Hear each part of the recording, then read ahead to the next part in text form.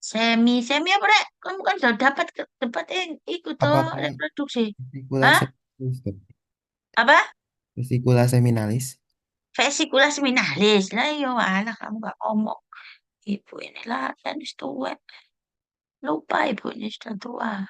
Nah, kenapa ada di sini? Sorry. Vesikula seminalis. Si endi mau? Ya nak. Kok ini? Ini. Ini yang namanya apa itu jenenge? Yang namanya ini tuh pada cat itu besar sekali.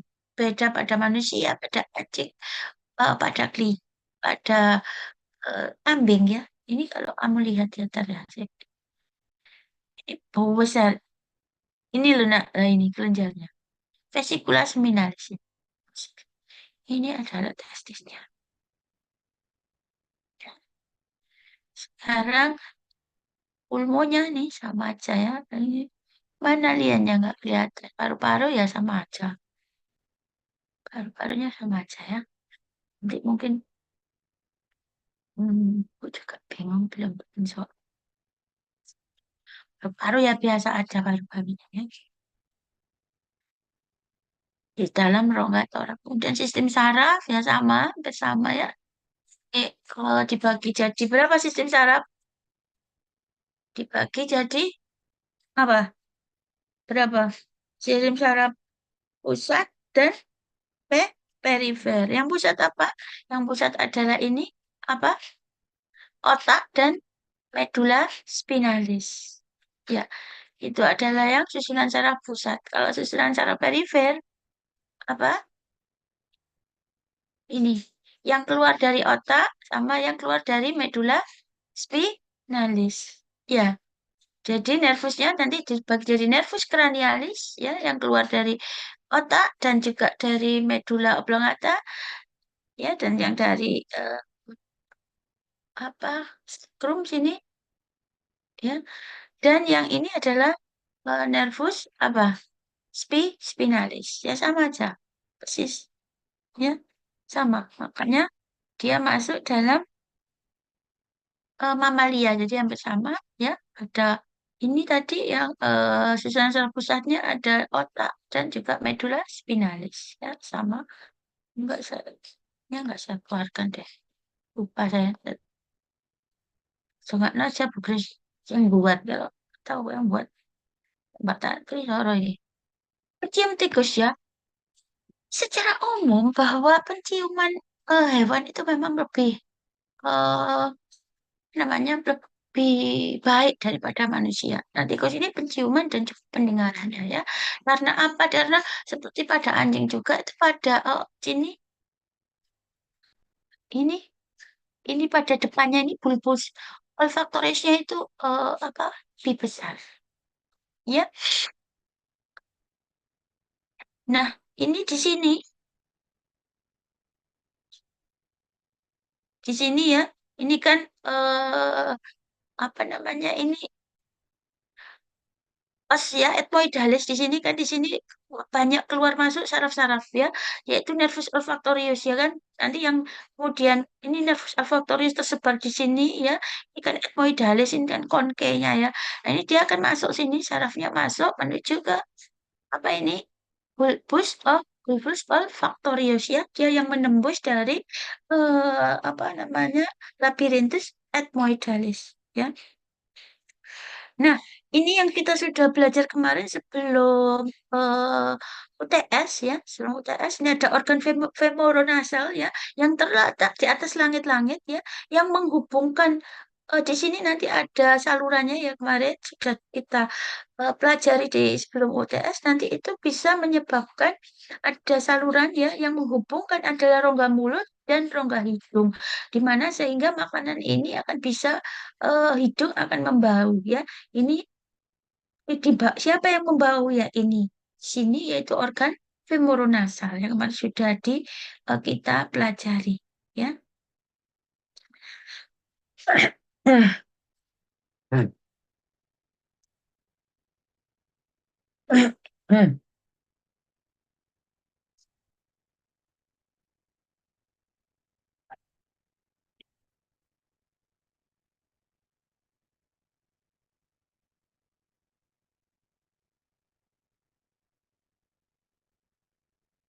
Ya, ini namanya ganglion Grunenberg.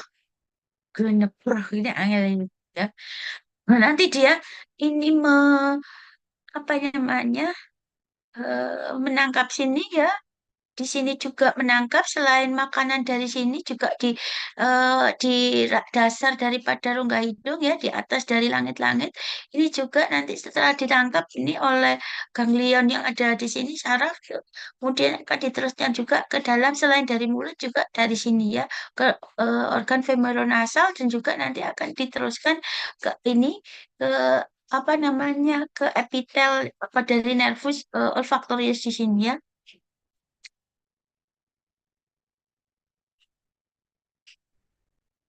Pada turbinat ini maksudnya mana tadi turbinat? Aku tadi baca. Di sini ya, ini, sini, ini kan sebelum nyampe ke bulbus olfaktorius, jadi ditangkap oleh apa namanya nervus olfaktorius di sini, nanti ketemu di bulbus olfaktorius. Ya,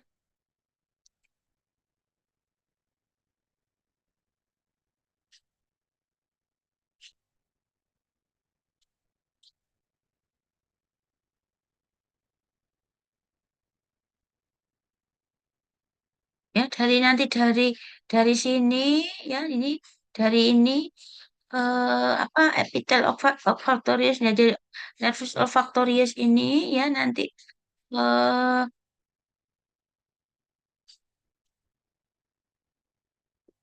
ya masuk ke dalam dari nervus olfaktorius masuk ke bulbus olfaktorius ya di sini bulbus olfaktorius ini digambarkan dengan MOB, katanya ini MOB ya, ini bulbus olfaktorius ya. Kalau di sini sih nervus olfaktorius ya, tapi dia dikatakan epitel ya, intinya adalah seperti itu ya. Masuk ke sini di epitel ini kan ada serabut-serabut saraf ya, masuk ke situ. Nanti juga yang dari organ femoronasal ya, juga yang dari apa namanya ini eh yang di sini ini bulbus olfaktorius apa namanya organ femoronasal dan bulbus olfaktorius yang aksesoris di sini dan juga di sini ya. Ini dia akan juga dibawa nanti dibawa dari bulbus olfaktorius menuju ke ini amigdala. Kemarin sudah belajar ya. Nah, ya nanti dia diteruskan ya nanti sampai menuju ke hipotalamus ya, di bawah hipotalamus inilah yang kemudian sebagai pusat lapar luput sembarang pusat segala macam, di mana di situ nanti di dalam hipotalamus akan di eh, apa namanya direfleksikan ya, nanti kemudian dia akan menyuruh apa namanya lambung ya melalui juga apa namanya nervus apa hipoglossus, nervus apa nervus ke-10 itu anak-anak hipoglossus apa nervus ke-10 itu ibu lupa namanya. Nah, nervus vagus ya. Nah, nervus vagus ya, di situ nanti dia akan kemudian menghasilkan apa namanya enzim pada lambung. Gitu ini adalah proses dari bagaimana penciuman tikus ini kemudian dia akan ditangkap oleh otak sehingga kemudian dia juga eh, oleh otak ditangkap ya penciumannya itu, kemudian tentunya di dalam amigdala ini juga akan timbul memori apa namanya ke sel memori dari amigdala dia untuk menangkap ini apa ini makanan ini jenisnya ini. Oh, kalau baunya seperti ini itu adalah makanan apa? Kalau baunya A itu makanan A. Kalau bau B itu makanan B. Itu adalah eh, fungsi di sini ya di sini. Nah, itu yang nanti akan diteruskan menuju ke hipotalamus, di mana hipotalamus tadi ada pusat lapar, pusat haus, pusat tidur, ya, itu kan semua ada di hipotalamus. Maka dia akan menyuruh merefleksikan kemudian ke nervus-nervus yang kranialis ya untuk maupun ya apa neurospinalis ya yang bersifat baik simpatis maupun biasa parasimpatis sesuai dengan kebutuhannya ya. Maka dia akan kemudian menjadi menghasilkan enzim pada lambung. Ini adalah sistem urologinya, ginjalnya sama bentuknya seperti kacang ya, dua di kanan dan di kiri sama. Ini tadi yang sudah saya katakan ini adalah vesika uriner yang kecil. Kemudian dilengkapi dengan yang tadi saya katakan ini adalah vesikula seminalis ya. Kelenjar fascikular sebenarnya mana tadi ya? Kok kelihatan ya tadi? Oh ini nih, kecil di sini. Ini adalah vesicula seminalis. Kemudian ini adalah vesika urinarianya. Ini vesika seminalis ya. Vesicula seminalis. Ya. Kemudian juga ada apa namanya kelenjar prostatnya di kiri kanan kecil. Tidak kelihatan di sini ya. Ada kelenjar prostatnya juga ada apa ini namanya ini kelenjar prepusialis ya untuk prepusium agar dia eh, apa namanya eh kalau ini kalau nggak salah bulbo uratralis yang kecil ya ini untuk apa memberikan apa ya pada kalau ini di daerah prepucium ya untuk menambah apa namanya kelenjarnya menjadi lebih apa namanya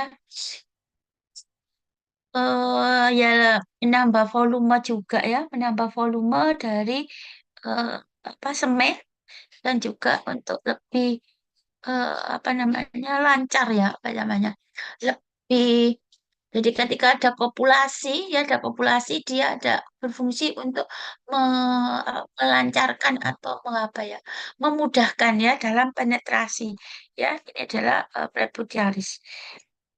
Sistem reproduksi ini tadi sudah pada jantan ini tadi ya. Nah, ini tadi sudah. Ini testisnya sama, epididymisnya mana ya ini? Ini epididymisnya kayak gini ya. Epididymisnya dan aduh kok hilang. Loh, kok ini? Nah, ini testisnya ya, ya kaputnya ya, kauda ya. Kemudian ini ada epididymis. Nah, ya. Ini adalah kemarin kita praktikum ya, praktikum tikus sendirian ya. Nah, karena dapatnya cuma sedikit dari kantornya. Kemarin tikusnya makanya kita tidak melakukan anatomi praktikum basah karena tidak dapat dana untuk hanya sedikit karena apa? Karena anatomi itu juga termasuk yang paling banyak menghabiskan uang untuk praktikum basah. Kemudian kita juga harus beli kura-kura, kita harus beli nyambe juga sehingga cukup banyak yang apa namanya pengeluaran dan juga waktu yang kita apa waktu untuk anatomi juga tidak terlalu banyak untuk karena kita sekarang jadi cuma 2 semester saja itu yang pertama. eh yang kedua kemarin kita kasus ya karena cuma mengajari anak-anak untuk membuat proposal skripsi ya. Kemarin maka kita berikan modul kasus tujuannya adalah begitu adalah anak-anak belajar presentasi yang baik dan anak-anak itu bagus-bagus semua ya bagus-bagus dan presentasikan tuh wah, kalau Bu Kris pasti kalah ya. Kalau Bu Kris itu kalah kalau kalau hal seperti itu kalah gitu ya. Kalau presentasi bersikap yang baik itu saya nggak bisa itu ya. Kalau anak-anak pintar. Tapi presentasi kalian tuh selain nanti bagus, juga belajar membuat PPT, apalagi anak-anak yang cowok-cowok itu kemudian sama ceweknya, oh nggak mau aku sama cowok-cowok, biar cowok-cowok bikin sendiri nggak apa. Maka cowok-cowok yang bikin grup sendiri itu akan sudah punya basic, punya dasar untuk pembuatan proposal skripsi. Karena skripsi adalah eh, satu masuk mata kuliah tersendiri ya maksudnya mata kuliah apa ya mengambil mata kuliah sendiri dengan SKS yang cuma entah 4, entah berapa. Cuman kalian harus 1 tahun mengambil skripsi itu. Baik untuk mulai proposal, penelitian, eh, melakukan apa seminar hasil, itu sangat berat begitu. Kalau kalian belum pernah membuat proposal, belum itu akan berat. Nah, karena kalian sudah itu insya Allah nanti itu dasar. Kalau saya lihat, wah itu hasilnya itu sudah sama kayak kita meneliti proposalnya mahasiswa masa skripsi.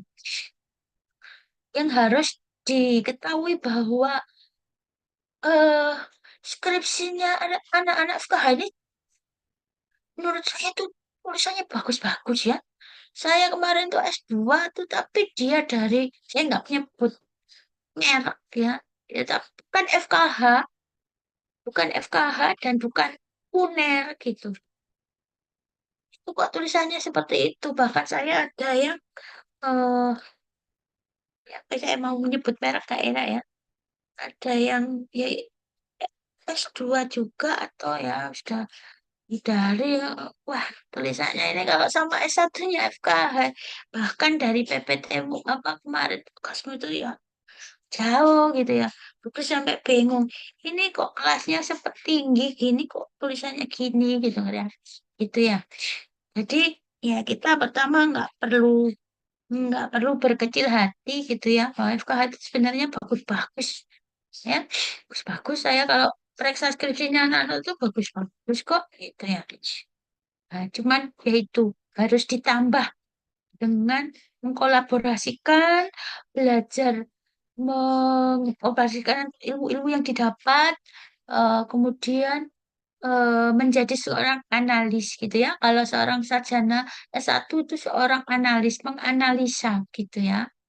Oke, lanjut nanti kalau enggak kelamaan.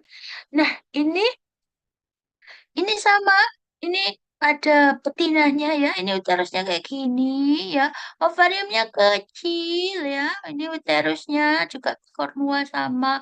Terus ini juga vesika. Oh, kok nggak kelihatan? Pointernya lah. Ini ada vesika urinaria ya. Di sini tetap ada glandulanya ya di sini. Tadi sama dengan glandula prepudium juga dia punya ini ya. Nah, selain ya mungkin ini preputial gland ini ya Candida clitoris ini ya preputium model kayak tadi sama. Ya fungsinya adalah untuk pelumas dalam proses kopulasi. Ini yang harus anak-anak ketahui. Bagi anak-anak yang masuk di FKH dengan terpaksa, itu tidak punya hewan peliharaan atau tidak senang dengan hewan peliharaan. Itu tidak bisa membedakan. Masa kucingnya bugris itu loh, kan sakit tak bawa ke klinik gitu ya.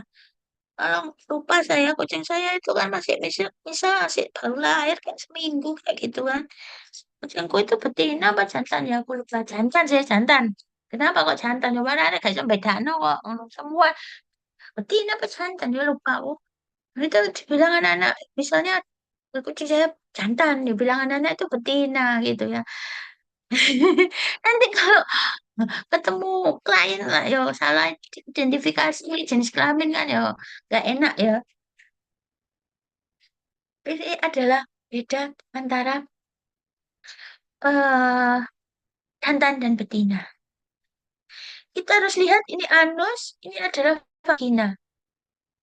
Yang harus dilihat adalah bahwa kalau pada betina itu jarak antara anus dan vagina itu dekat, ya. Nah, kalau jantan itu jaraknya antara anus dan apa sih jenis penis itu jauh. Itu pada kucing kayak anjing kayak pada tikus kayak itu begitu, ya. Ya, anak-anak ya, jangan sampai keliru. Ya.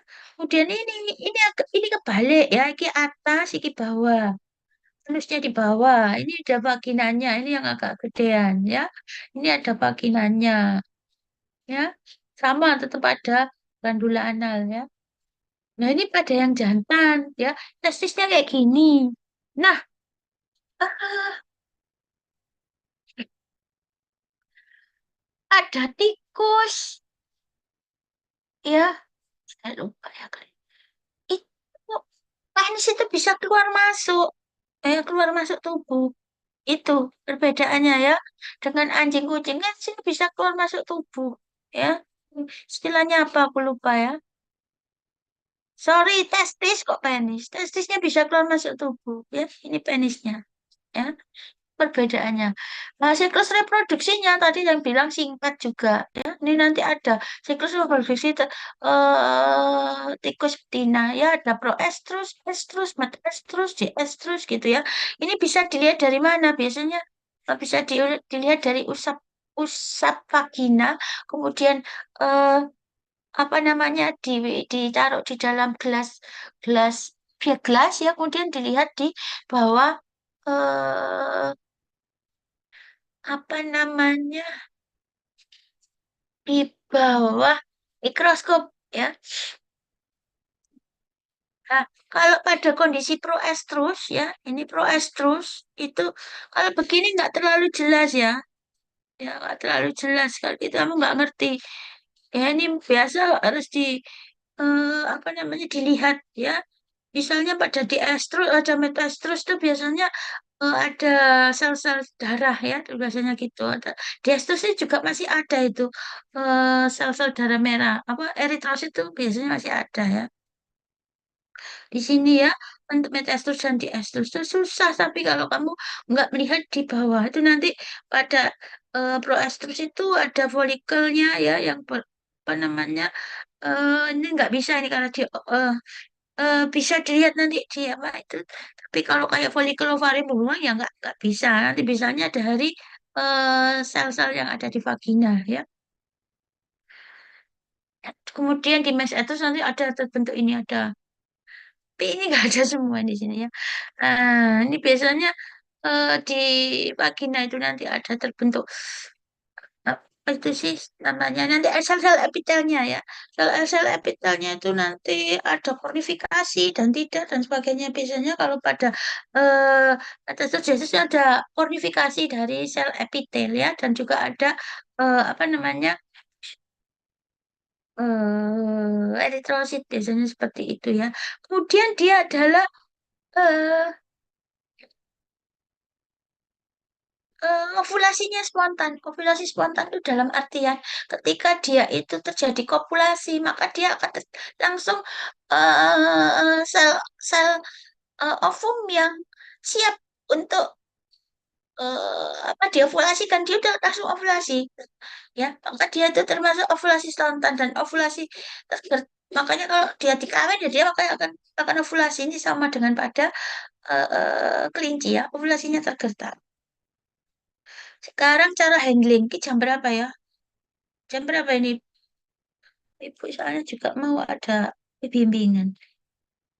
Saya bentar ya, nggak apa-apa ya, agak lama ya. Kita kuliah. Bentar ya, laptopnya ibu mau mati, mau dicas dulu. Bentar. Halo? Masih dengarkan ibu apa enggak? Masih dokter. Tunggu bentar ya, ibu nyari chargernya laptop ya. Kok ini mati, mau mati. Bentar ya. Hilang ya chargerku, nanti nggak mati sama lagi.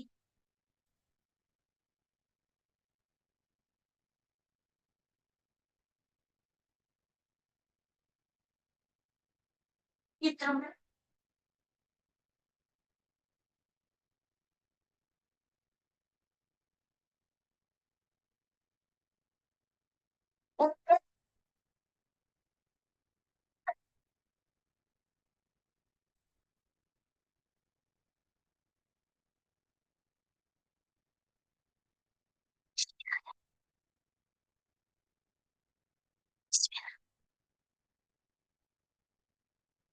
Ibu tak minum dulu, lehernya agak kader ya.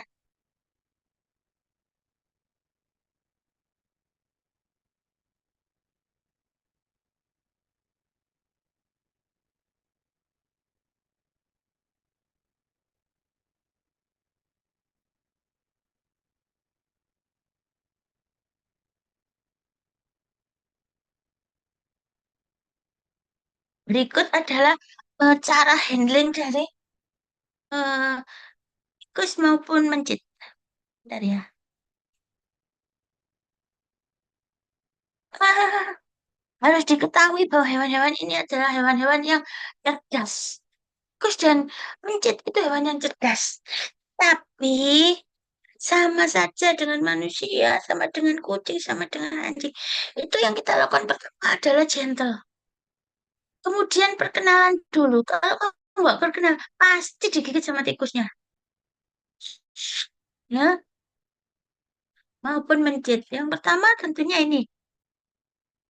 Kalau kamu masih takut, kamu belum berani gini, nah itu. Tapi biasanya mencet, kamu harus sayang-sayang dulu, kasih sayang dulu dia nggak akan gigit ya. Tapi kalau belum, ya ini kamu pegang di ekor ya, di ekor ini dia ini cerdas banget tuh. Ya, jadi beast on tail, beast of tail, pegang ya. Kamu pakai sarung tangan aja ke kulit gitu ya nggak akan gigit, gak tembus ya. Jadi gini atau ini dari beast of tail itu jadi pada eh, apa namanya pangkal ekor ya atau pada ujung ekor ya bisa. Ada seperti ini. Ini kalau kecuali itu khususnya itu agak yang namanya hewan tuh beda-beda. Ada yang galak, ada yang enggak ya tergantung.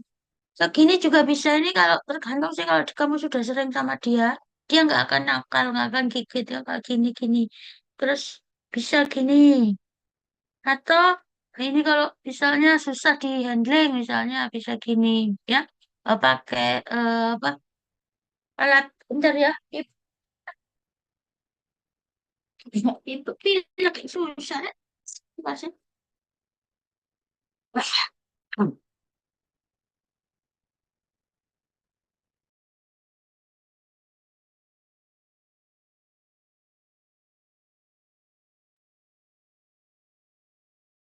Walaupun pilek itu banyak yang nunggu ya, tidak nular orang sana itu. Bagus tuh.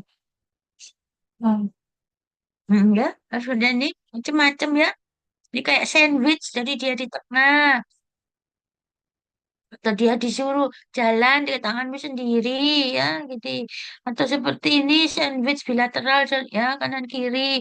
Atau pada ini, dada, ya, dada sama belakang pantat ini yang dipegang, ya. Nah, atau ini ada pangkat ekor tanpa dipegangi, gitu ya. Ada macam harus belajar dewek. Ini ya, nah bisa gini ini tadi apa ini tadi namanya ibu ya lupa. Nah, ini loh shoulder saddle, shoulder saddle. Nah, banyak kan shoulder saddle yang pakai tadi tunnel ya. Ini mencet nih, ini mencet. Ini juga mencet, nih mencet bukan tikus. Kalau tikus ini tikus, ini tikus. Ini mencet, mencet itu gini. Lebih enak gini kalau mencet. Kamu lihat ya ini pointernya ibu. Terus dibalik gini. Ya kalau mau dianu terus ini ekornya diselempitkan gini, diselipkan ya itu lebih enak Pak ini. Kalau tikus itu ya bisa ini kok galak banget bikin ikan. Kalau dia baik ya bisa diginikan ya tergantung tikusnya.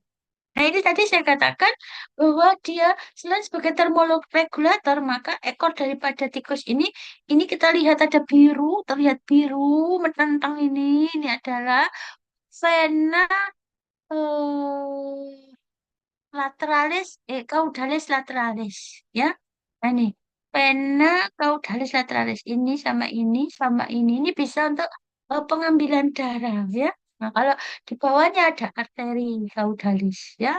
Ventralis caudalis, ya. Kalau venanya ada tiga, lateral, dorsal, sini, ya, lateral, dorsal. Tapi kalau arteri hanya di bawah. Ini adalah contoh-contoh pengambilan ya darah pada ventra, vena caudalis lateralis ini juga ya. Nah ini cara ngambil darahnya. Sekarang kelinci. Waduh, belum selesai aku. Ya maaf ya. Agak lama. Kelinci, Ornithologus kuniculus. Nah, tadi kalau eh, pada tikus itu masuk dalam rodensia, maka kalau Ornithologus kuniculus itu ordonya Lagomorpha, ya. Ya, jenisnya Ornithologus, spesiesnya Ornithologus kuniculus. Nah, ini ya tentunya untuk proses penelitian ya, ya,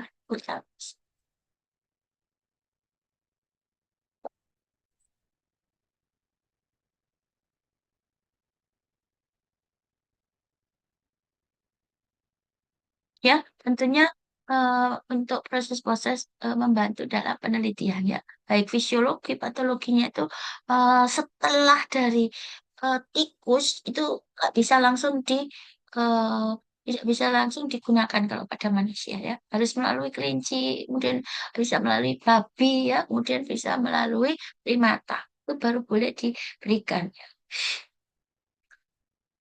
ya. Dan biasanya hmm, kalau kelinci itu bedanya dengan pada tikus adalah biasanya untuk pembuatan antibodi ya. Jadi karena kan tikus itu juga kecil ya. Nah, kalau pada kelinci itu juga apa namanya? Pada kelinci itu apa namanya? Sebenarnya tikus juga bisa ya, tikus juga bisa. Cuman kadang-kadang itu volume darahnya itu terlalu kecil sehingga ketika mau diambil gitu nggak bisa mencukupi gitu ya. Nah, itu maka itu biasa digunakan pada kelinci untuk untuk pembuatan apa namanya antibodi. Ya, siki fungsi-fungsi ki wis belajar dhewe. Integumennya sama sih pada ya.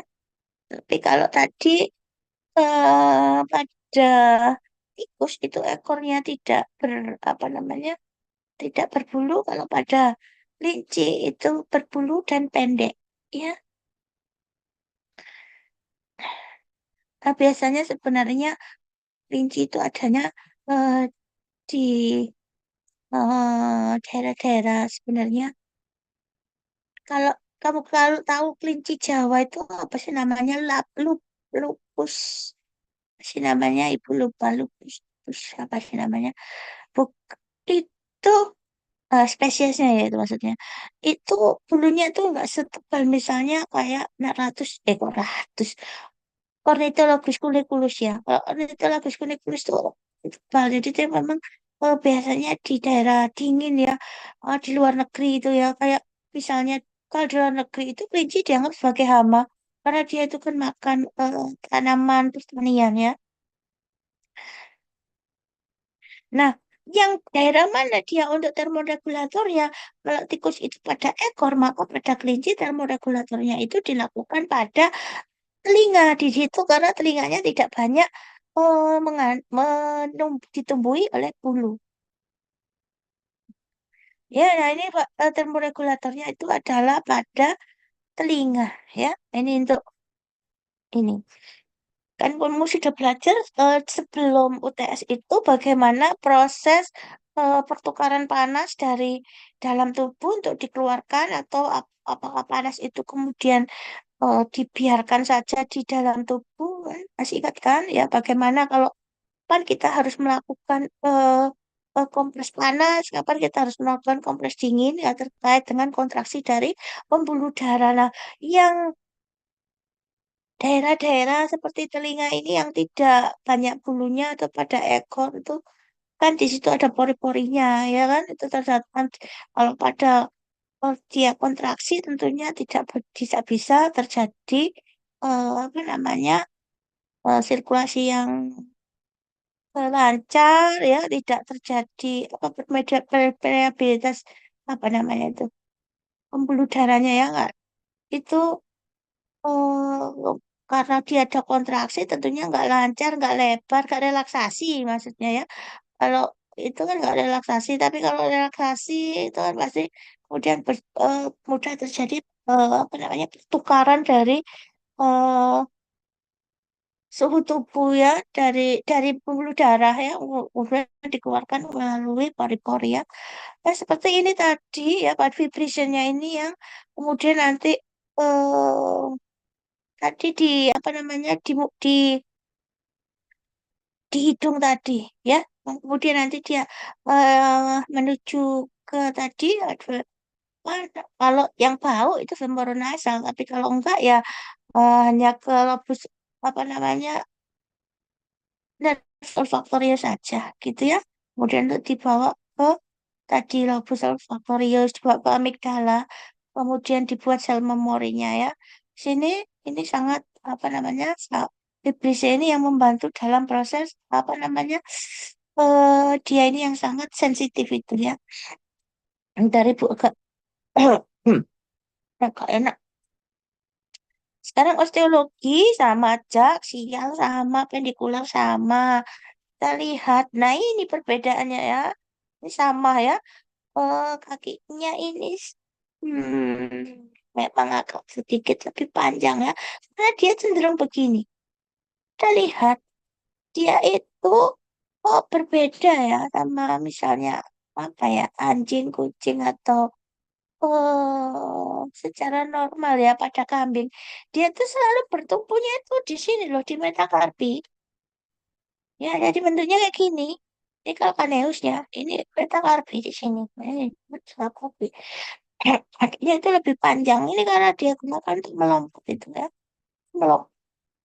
Ini kakinya lebih panjang. Kemudian seperti juga apa namanya? Mamalia ini 7. Cuma toraknya kalau tikusnya 13 ini cuma lebih berkurang ya 12 untuk Ortholagus pendiculus ini ya. Oksigennya ya cukup panjang tapi nggak sepanjang pada linkus ya. Dia karena dia ini melompat maka bentuknya kita lihat ini akromionnya itu berbeda ya. Jadi sehingga berfungsi untuk me- apa ya namanya menahan tubuh ketika melompat walaupun ya lebih banyak kaki belakang ya tapi tetap dia ya sambil juga bisa untuk membantu dalam proses kalau tikus itu makannya pakai tangan ya depan itu. Kelinci dia pakai tangan nggak ya? Ibu lupa. Juga makan kadang juga pakai tangan kok kayaknya. Aku lupa aku punya kelinci. Gugus itu punya macam-macam. Di rumahnya ada ayam, ada burung, ada ikan, ada kucing, kayak pohon binatang. Ada tupai yang main-main dari apa namanya Bu Risma lewat Beli Street. Ada biawak juga yang makan ikanku 180 dihabiskan. Ini lupa kelinci juga pernah sampai mau sampai ditembak sama tetanggaku. Aku jengkel gitu. Kelinci ku lu nggak ngapa-ngapain. Anaknya lucu kok ditembak. Iya makanya ya lupa lupa. Oh, kelinci ku lucu-lucu. Punya hamster. Waduh ibu ini kayak rumahnya kayak ini kayak binatang cocok jadi dokter hewan ya. Oraknya tadi sesuai dengan pastinya ya.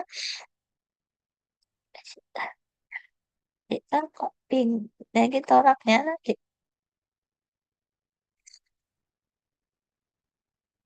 Ya, ada eh kostenya yang pertama yang apa namanya? Yang 7 itu yang apa? Apa satu ibu lupa? Kosti yang sternalis dan yang asternalis ya. Sternumnya ada 7 ya, 7 segmen ya, 7 segmen. Ciri khas tulang dari kelinci.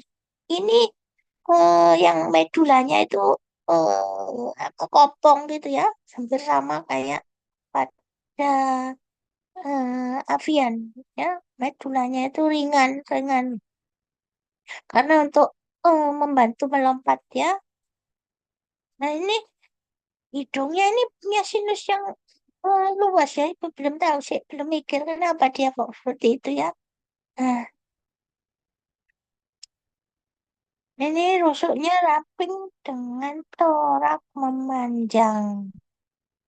Nah, rusuknya ini yang ini ini kan sternale, ini asternale, terus ini yang kayak pada anjing tuh loh. Ini kan sternale, yang ini kan asternale. Apa yang pada anjing namanya? Kalau pada anjing kan cuma satu. Apa namanya? Sterno, ster, koste. Apa rek pada anjing dek? Terus lupa rek. Koste. Apa dek? Namanya dek, ibu lupa dek. Gak ada yang inget ah. Koste apa sih? Tua ini lupa. Nah, otot-ototnya ini tentunya eh, di, di diadaptasikan ya untuk melompat. Jadi ini kita lihat pada yang depan begini. Yang belakangnya kuat ya, ini sangat kuat ya. Oke.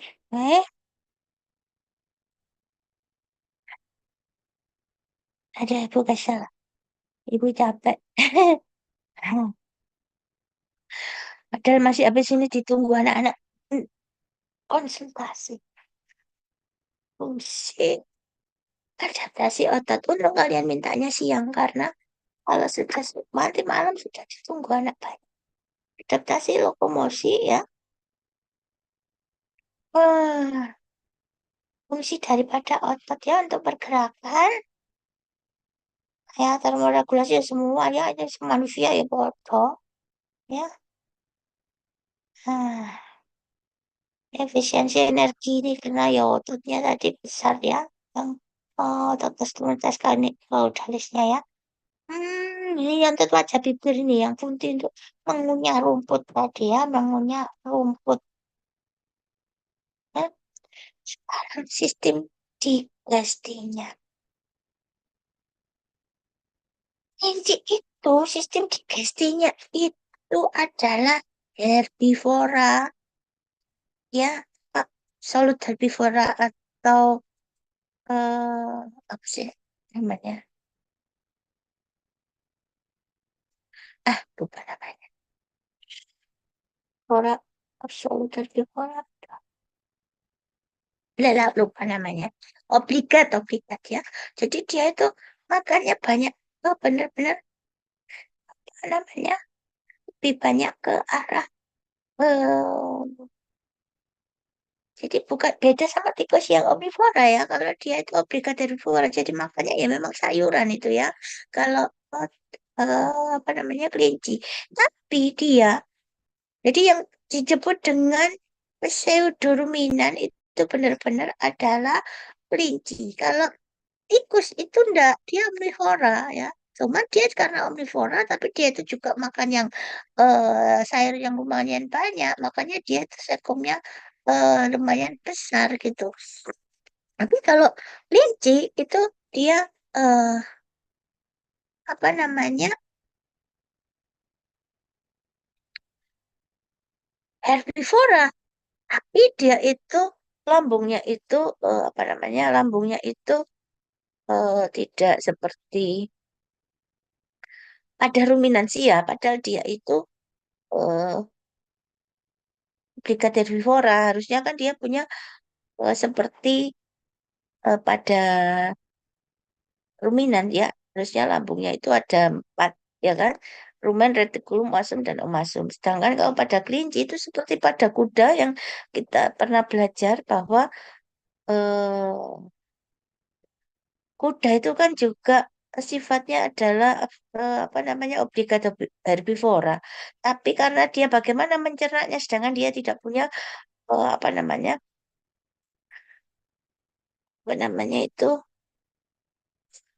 eh lambung yang majemuk gitu ya. Maka pada kuda itu kemudian dibantu oleh sekum lah sama hal itu. Hal itu sama pada eh, kelinci ya. Pada kelinci itu eh, apa namanya? Maka karena dia itu lambungnya tunggal, maka dia itu sama. Dia dibantu oleh sekum yang besar. Maka dia disebut dengan pseudoruminant ya.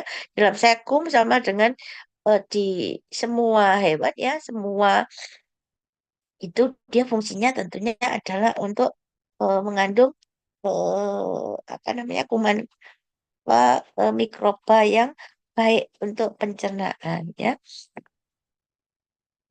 Sedangkan kolonnya itu terbagi menjadi kolon proksimal dan kolon distal ya. Nah, bukan membentuk ini. Nama bukan membentuk, keliru buku speakingnya ya. Nah, begini nanti prosesnya sih. Kau nak ya. Aduh, gambarnya kau nak bisa lihat. Oh, ini. Waduh, gambarnya gak ada. Gini, saya langsung.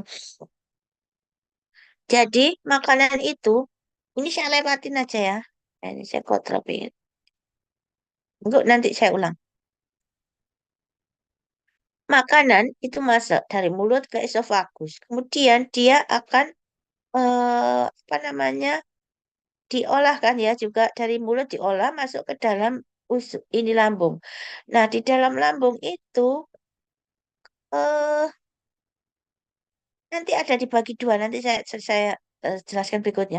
Di dalam lambung ini kan makanan ini kan bentuknya adalah apa namanya eh, sayuran ya maksudnya.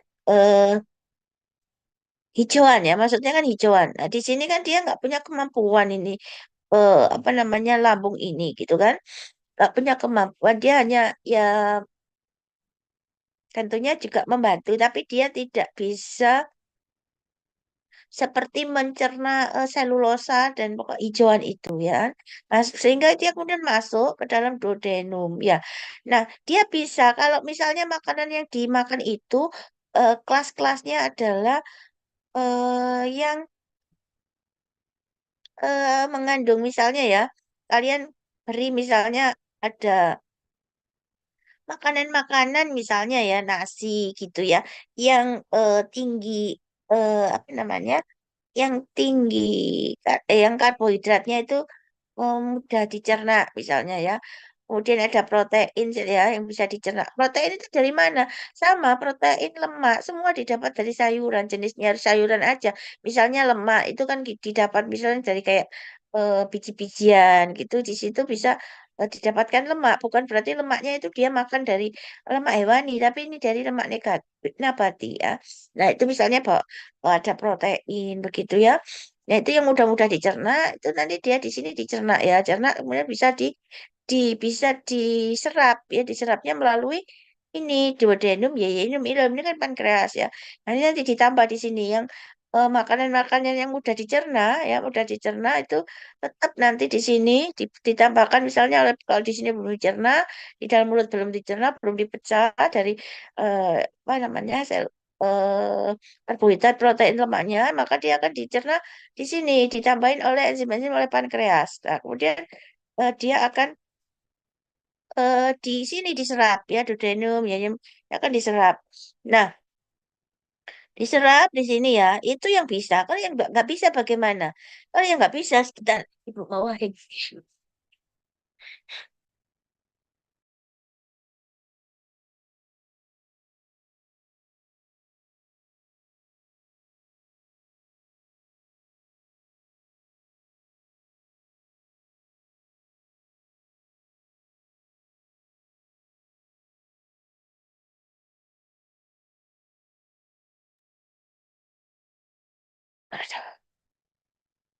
Loh, kok nggak mute ya? Aku wah, ini mute ada sana. Bentar, Nek. Aku pengen main lagi.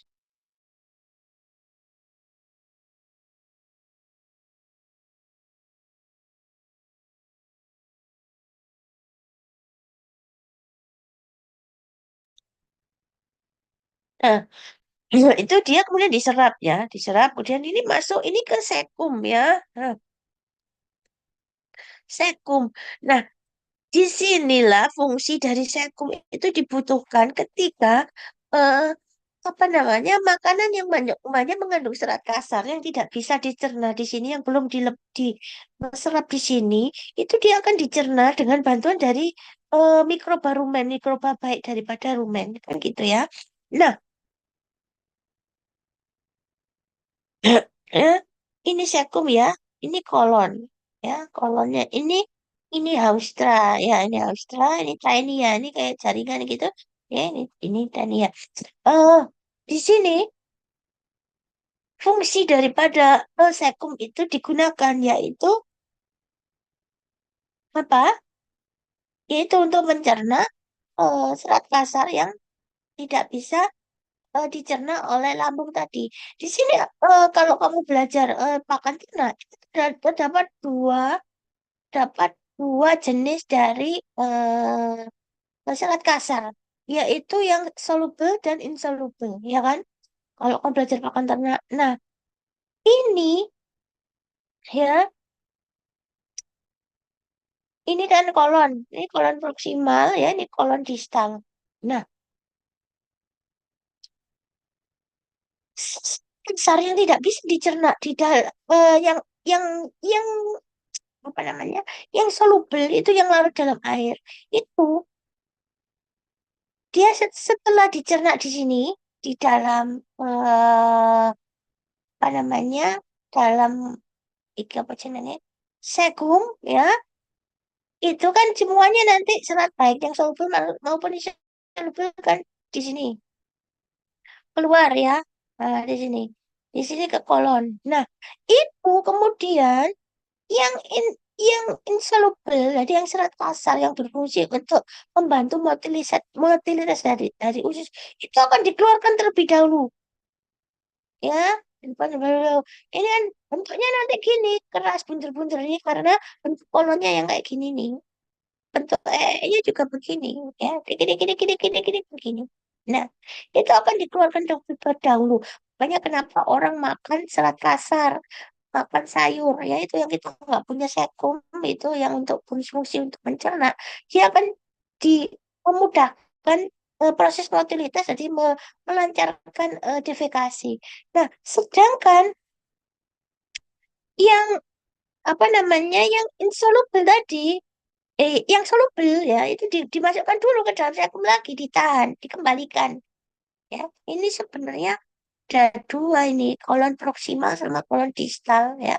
Nah itu dicegah dulu yang namanya yang larut dalam air itu, yang lembek itu juga. Ini yang dikeluarkan dulu itu adalah yang ini kok nggak ada ya gambarku ya. Baca masukkan sini. Oh iya nggak ada.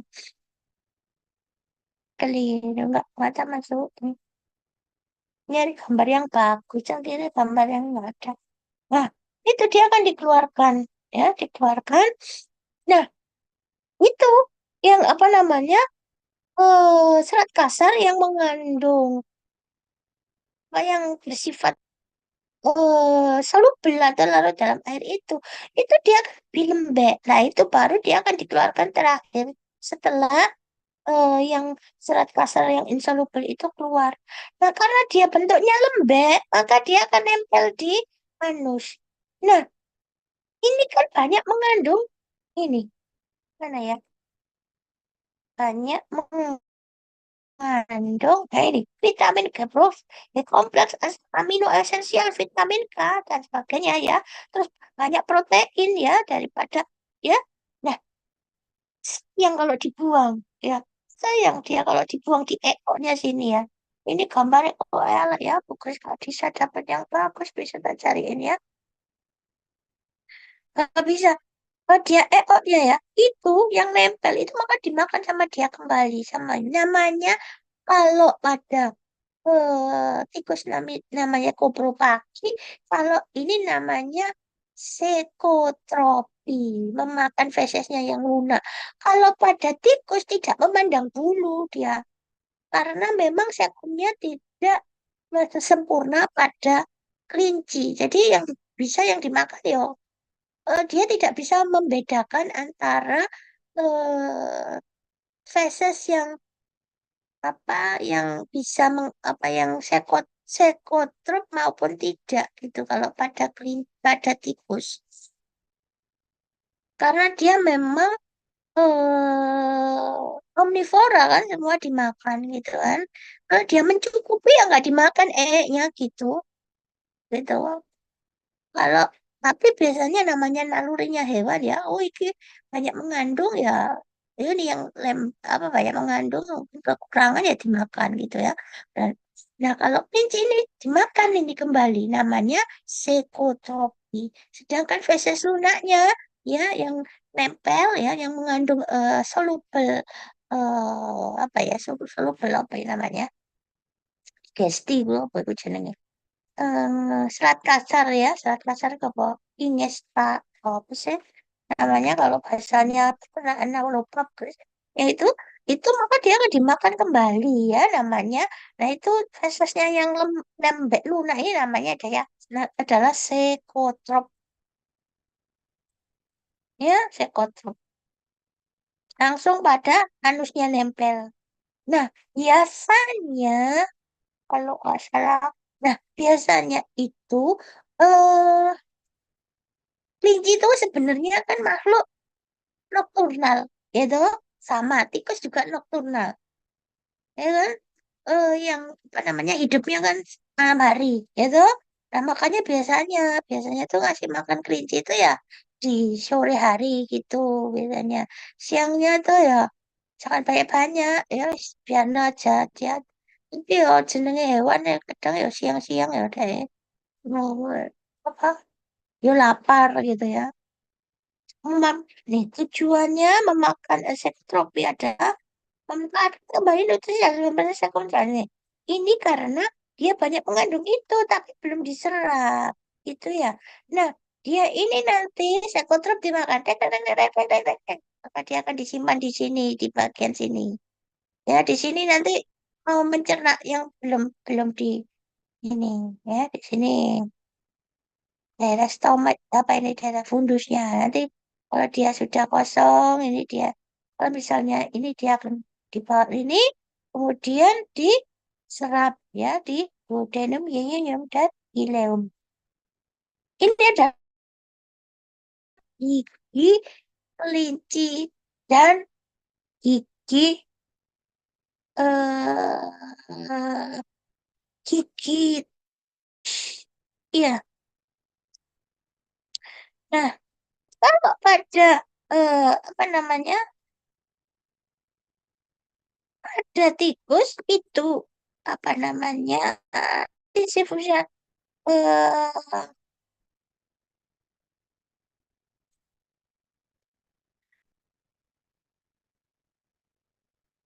gigi sifusnya itu cuma satu dan tumbuh terus ya. Tapi kalau pada kelinci itu giginya dua ya. Giginya itu yang depan ini dua. Depan dan belakang loh ya. Bukan bersebelahan kayak manusia, bukan. Giginya itu depan belakang kok nggak ibu kok nggak ada fotonya sih. Besok tahun depan kasih fotonya. Ya, ini dua itu adalah depan dan belakang. Ini belakang. Ibu belum katakan jarak antar gigi. Kalau gigimu saat misalnya berjarak. Itu berarti misalnya dengan anak yang gigi depannya itu dari sisi fusnya itu berjarak. Nah, itu jarak antar gigi itu namanya diastema. Ya, ini dua, ini satu, enggak sama. Dia enggak punya kaninus, ya, hanya kaninus. Nah, tapi ini premolarnya yang atas tiga, yang bawah dua. Sedangkan molarnya itu yang atas tiga, yang bawah dua. Ya, sama. Ini giginya itu jenis-jenis gigi itu sebenarnya boleh saya pengen ngajar, cuman ya Kak nyotet waktunya ya. Jenis-jenis gigi itu ada yang berganti, bahkan jenis ikan tuh berganti setiap tahun. Setiap tahun, setiap saat. Ya maafkan ya, Republik Kuwait. Hmm. Jumlah totalnya adalah 28 buah. Ya, atas bawah. Bentar, lehernya suatu. Nah, bentar ya.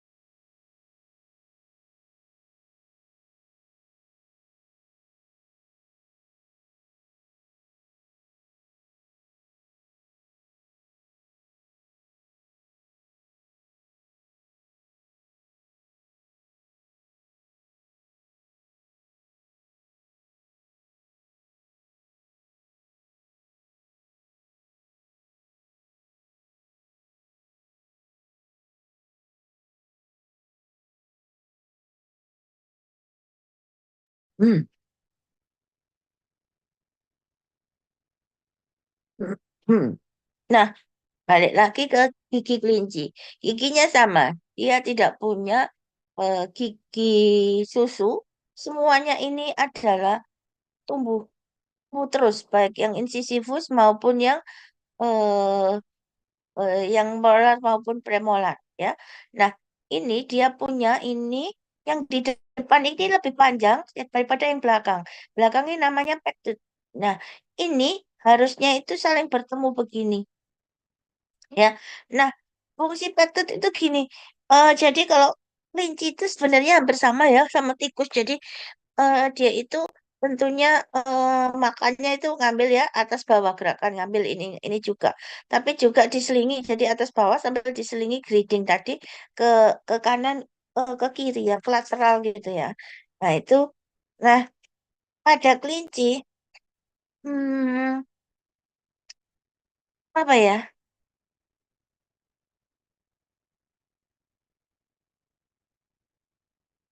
Jadi kalau tikus itu kadang dia tuh masih seneng untuk mengerat gitu ya. Karena dia memang rodensia ya, dia suka ngerat-ngerat gitu.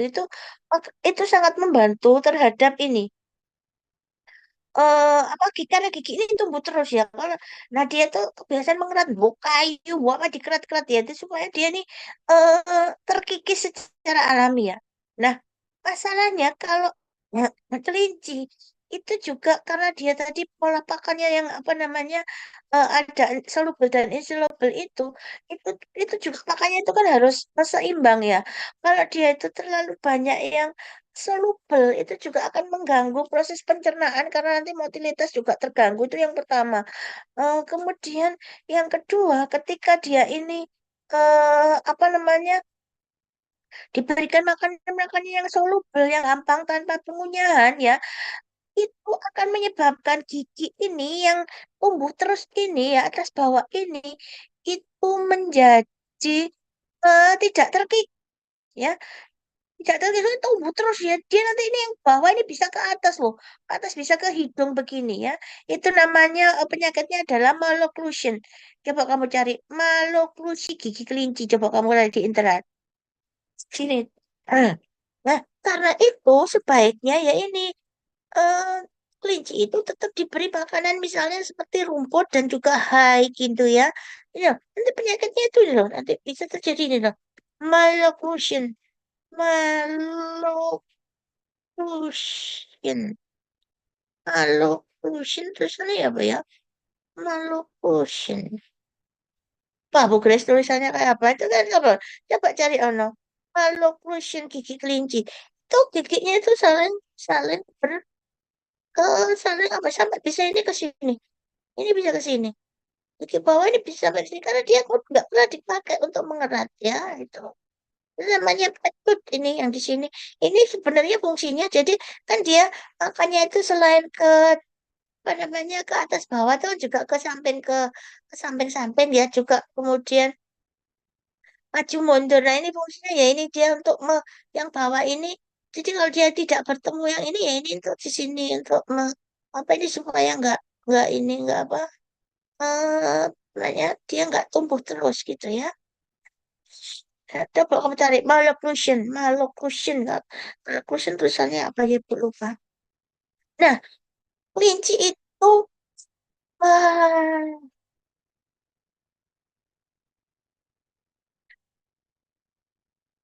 tidak bernafas dengan mulutnya nggak pernah dia coba kamu lihat dia tuh ngunyah terus walaupun dia bukan bukan hewan memamak biak atau ruminansia tapi dia kan pseudo ruminan ya nah dia dia itu nggak bernafas dengan mulut dia tuh harus dengan hidung karena ini jadi epiglottisnya itu eh cenderung di atas ya di atas posisinya.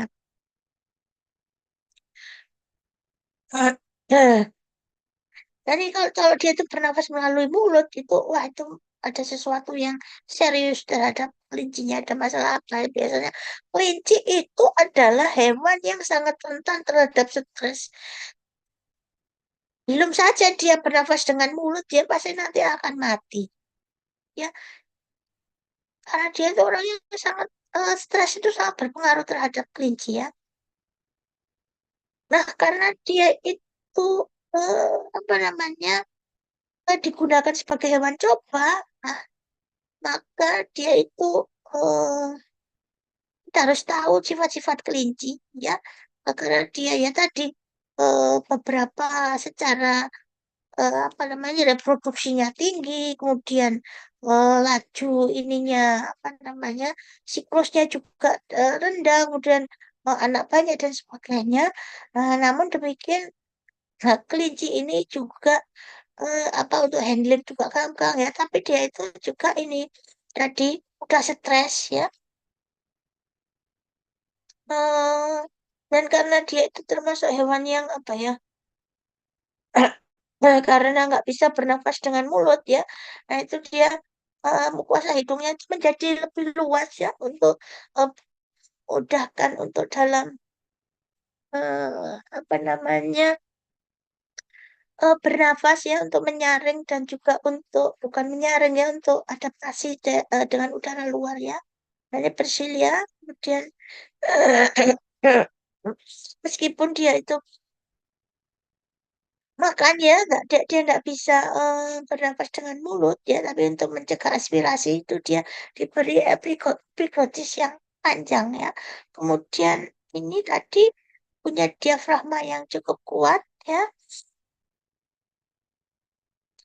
Eh, karena dia itu makan terus ya, makan terus. Nah, dia itu walaupun hewannya kecil, makan terus karena dia kan tadi pseudo ruminan ya. Maka makan terus dia butuh metabolisme yang tinggi. Oleh karena itu dia didukung oleh paru-paru yang cukup besar juga. Ya. Sistem peredaran darahnya nggak usah nggak progres dibahas. Secara umum sama. Ya jantungnya cukup tinggi. Tekanan darahnya sekian sekian. Nggak usah di. Nah, karena dia tinggi ya, tinggi jantungnya cukup tinggi. Jantungnya cukup besar dibanding ukuran tubuh. Karena tadi sama dengan paru-parunya karena metabolisme tinggi. Karena dia tekanan darahnya cukup tinggi, ya, maka juga tekanan darah jantungnya juga cukup tinggi ya. Maka miokardiumnya menjadi tebal. Ya, miokardium tebal kan baik karena karena tekanan darah tinggi, maka frekuensi jantungnya juga cepat. Ya, awas suaranya ibu kok. Bis. Aduh, habis ini masih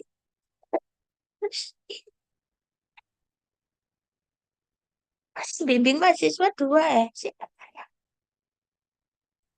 Dua apa tiga ya lupa. Sebentar.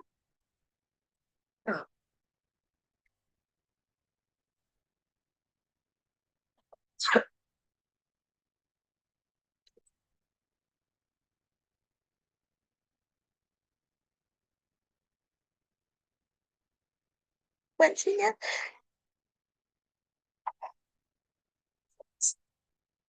ini darah perifernya karena dia itu kan darahnya tinggi ya.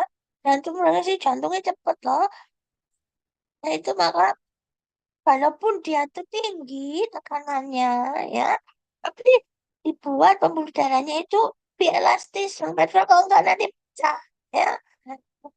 Sistem imunologi sama punya limfonodos, pembuluh limfa, salah satu unsur tubuhnya. Makanya dia karena buahnya kayak gini, limfonodosnya yang cukup besar-besar loh. Coba supiliakannya aja sebesar ini. Coba, no, bentar ya. Supiliakannya aja sebesar ini. Coba gede-gede ya. Ada aksilarisnya gede juga. Cara mandibularnya gede-gede ya. Nah, nah, ini menyebabkan tikus ini sering digunakan dalam proses dalam penelitian imunologi ya, karena dia gede-gede ya, begini ya. Ini kita lihat, jadi ini dengan pewarnaan tertentu bisa kita lihat seperti ini. Seperti ini pewarnaan tertentu, ini bisa. Kita lihat ini adalah pembuluh limfanya. Bisa kita lihat pembuluh limfa ya Allah. Ini adalah limfonodusnya ya, wede ya. Kalau ini ginjal, ginjal ya. Dan pewarna tertentu pembuluh limfa. Apa pembuluh limfa? Saya males nerangin lagi. Ini gak nonton waktunya. Kamu juga bosan. Ini timusnya juga gede ya. Timusnya sama nempel di jantung, nggak di leher. Sama dengan kambing kemarin. Ini liannya, liannya relatif kecil dibanding tubuhnya. Kenapa? Karena sudah banyak limfonodusnya ini kayaknya. Karena limfonodusnya cukup banyak di sini, ya. Pertahanan awalnya sudah banyak, maka limfanya menjadi lebih kecil ini dibanding dengan tikus. Tikus cukup besar loh. Liannya, ini liannya. Kemudian mukosa asosiated lymphoid tissue-nya banyak, baik di daerah sini, ya. Ini di sepanjang lambung, ya, pada duodenum, ya, semua banyak, ya. Bahkan pada pulau Langeras dari pankreasnya juga ada, ya, banyak, ya. Ini di daerah sini juga banyak mukosa asosiated lymphoid tissue. Ya, ada Gauss, ada apa itu ya, kan sama itu masuk semua ke dalam map. Jantan sistem reproduksi jantannya ya ini jantannya ya, hmm, nggak terlalu besar kita lihat. Ya, kelenjar prostat ini biasa seperti pada kambing ya, pada anjing. Dan manusia ini kecil nih prostat, bubu retralis ya. Ini bubu ini apa prostat ya. Terus ini kelenjar bubu retralis ya, atau kelenjar koper ya.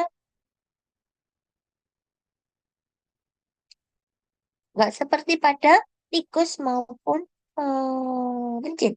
Ya, ini cuma ini ya, ini kelenjar prostatnya di sini, cuma di sini. Ya, sama bobol netralis. Nggak seperti tadi gede ya. Ini betinanya sama, kornua bikornua. Terus ini panjang banyak tempat apa namanya anaknya eh, eh, untuk ini. Nah, saya produksi kelinci deh. Ini tadi ovulator. Jadi kalau terinduksi, jadi spontan kalau ada namanya kalau ada kelinci yang ngawini ya dia apa namanya akan terjadi ovulasi ya.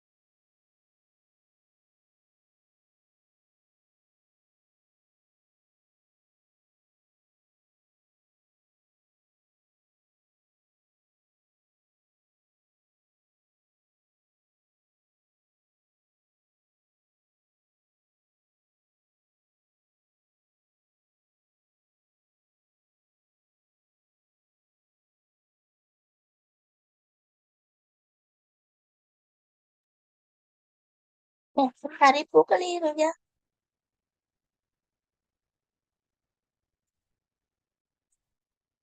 Ini kayak indus ovulasi. Oh, ya. Wah, indus ovulasi itu pada kelinci. Jadi kalau dia itu dikawin, maka dia akan otomatis langsung eh, apa namanya akan kemudian dia langsung ovulasi. Jadi kalau ada yang jantan kemudian ngawini kelinci itu kelinci betina, maka dia kemudian eh, apa ovum itu akan kemudian terovulasi ya keluar. Tapi kalau yang tadi yang siapa oh atau ini nama istilahnya itu adalah ovulasi trigger ya. Ini mau ini sastra ini ini mana saja.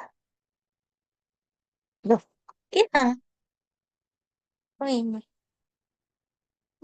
Indus ovulasi atau ovulasi trigger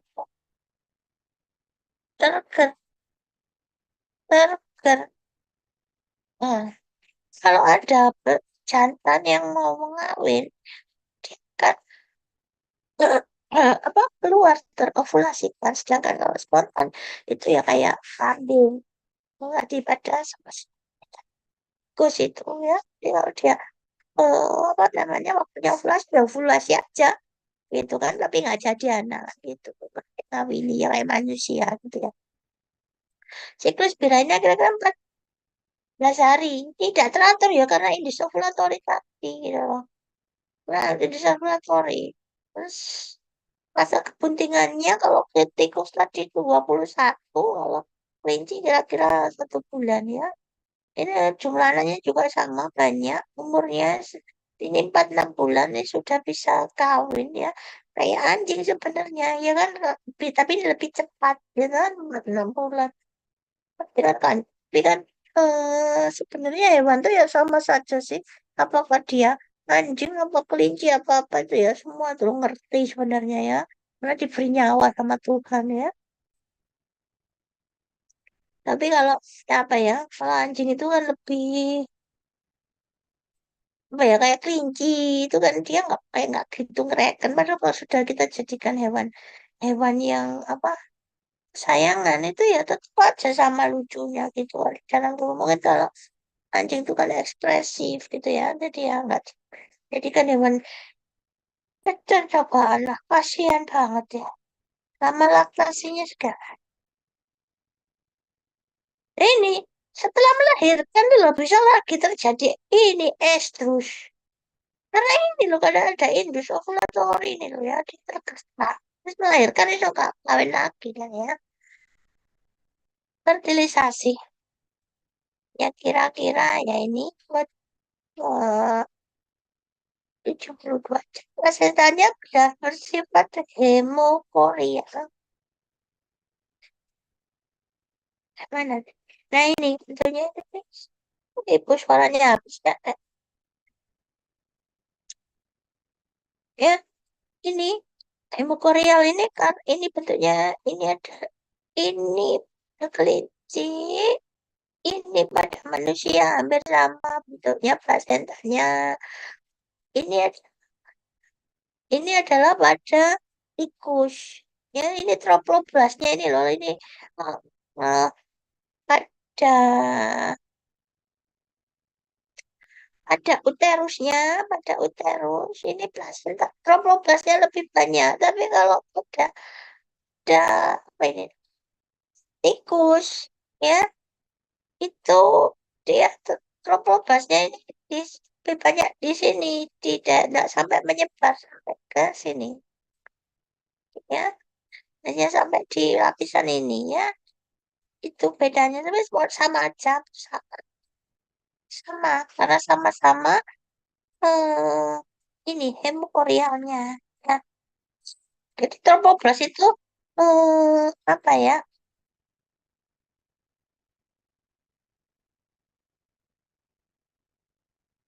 Ya suatu jaringan gitu ya, itu eh,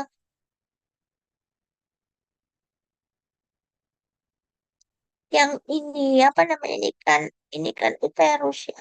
Terusnya, nah itu dia nanti apa namanya berada di sini ya, Bu, apa namanya di sini itu soalnya dia itu nanti sebagai tempat perlekatan dari embrio kalau ada suatu apa namanya ada pertemuan embrio sampai implantasi ya dia tuh mau dia berfungsi ini apa namanya membantu ya membantu eh, membentuk apa apa namanya embrio melakukan implantasi pada dinding embrio dinding embrio pada dinding uterus ya nanti ya itu membantu dalam ini ada juga ketika terjadi implantasi tentunya nanti membantu dalam proses transfer oksigen, transfer nutrisi gitu ya.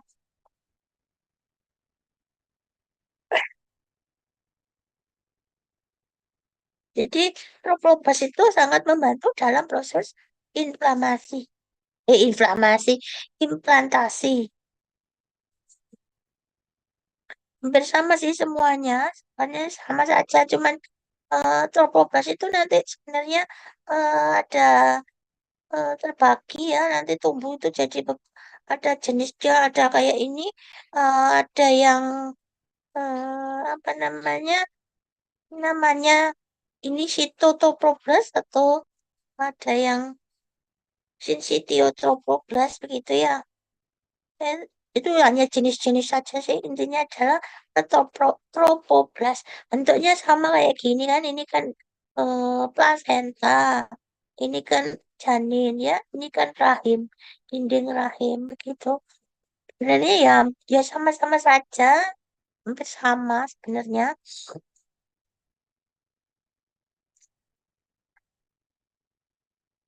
Ya, cuman ini yang bedain ini loh. Kalau pada manusia ini kalau pada apa namanya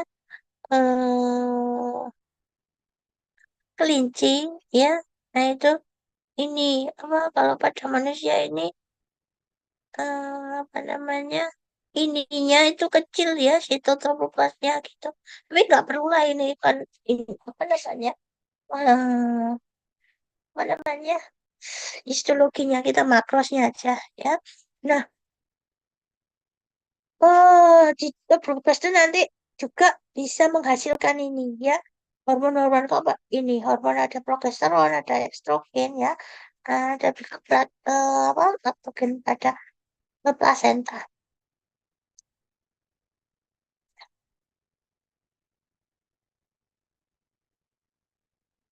Nah di trophobas ini juga selain menghasilkan apa namanya imun ya, dia juga bermaksud dalam proses imunitas, tapi juga dia itu apa ya?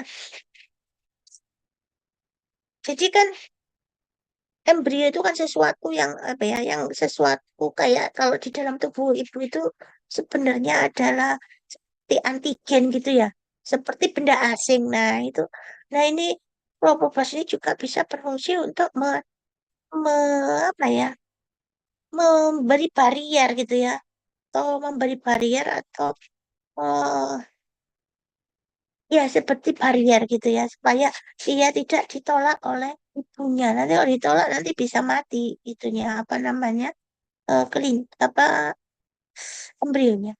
Aplikasi biomedis ya. Nah tadi ini kelinci itu digunakan untuk penelitian reproduksi karena ini dia tadi apa jumlah anak juga banyak, kemudian proses kehamilan yang cuma 1 bulan ya. Kemudian ini hormonnya itu juga hampir sama dengan manusia. Ya misalnya kayak HCG gitu kalau pada manusia, kalau pada hewan apa ya lupa ibu namanya lupa. Ya, dia responnya itu hormonnya sama bersama ya. Kemudian tadi lama kepentingannya cepat, jumlah anak banyak ya. Ya. Ini tadi karena dia itu banyak mengandung apa namanya maltnya eh apa limfonodulnya cukup banyak ya. Nah itu juga bisa kemudian digunakan dalam proses produksi antibodi ya. Kemudian juga karena dia tadi itu sifatnya ini hemokorial ya, dia hemokorial sama dengan manusia, maka biasanya juga digunakan dalam penelitian embriogenesis ya. Ini sama semua ya, untuk endokrinnya ini sama, hampir sama ya. Jadi makanya digunakan untuk manusia ya. Ini sama juga interaksi endokrin sama sama hipotalamus, hipofisis, ketarjet organnya sama ya. Kemudian juga sama feedbacknya juga sama, baik feedback positif maupun feedback negatifnya sama ya. Jadi kan pasti kalau sudah disekresikan cukup tinggi, tubuh sudah cukup ya pasti dia akan melakukan feedback negatif ke hipotalamus ya untuk tidak rilis rilis lagi terhadap produksi, untuk tidak rilis hormon lagi ya. Sama untuk ada estrogen, ada LH ya. Sama tiroid, insulin berperan dalam mengatur berat badan, sama hampir sama ya, karena hipotalamus ya sama. Ada kemudian ke hipofisis anterior ya, ada LH, FSH, LH ya, semua sama ini dalam proses reproduksi ya. Terus ada corpus luteum, ada progesteron, sama persis pada manusia. Maka dari itu dia digunakan untuk penelitian-penelitian untuk reproduksi, untuk penelitian antibody ya, sistem indera. Ya kok banyak, sampai mau kurang berapa ini ya, saya tak lihat ya, 7 namanya. Lupa itu sendiri yang buat, lupa. Sistem indera, penglihatan, pendengaran, penciuman, pengecap, apa? Sama, sama. Kayak ini mata kemarin, kalian masih ingat nggak mata? Mata itu indera mata. Kalau misal kayak kemarin sebelum sensoris itu ya kan, mata kita gambarkan misalnya seperti apa namanya, bawang bombay, bagian sklera ya itu yang bagian luar yang, kalau bawang bombay itu yang kepala jaringan ikat ya, itu kalau bawang bombay yang keluarannya apa, kelihatan seperti apa? eh Kalau bawang bombay itu kayak kulitnya ya, sklera. Kemudian apa? Habis itu apa? Yang banyak pembuluh darah itu apa namanya? Koroid. Koroid. Pinternya, mes. Nggak ada pinter sayang gue. Terus baru yang bagian tengah. Yaitu kayak lapisan-lapisan dalam bawang bombay. Kayak gitu. Terus kayak gini, mata ini.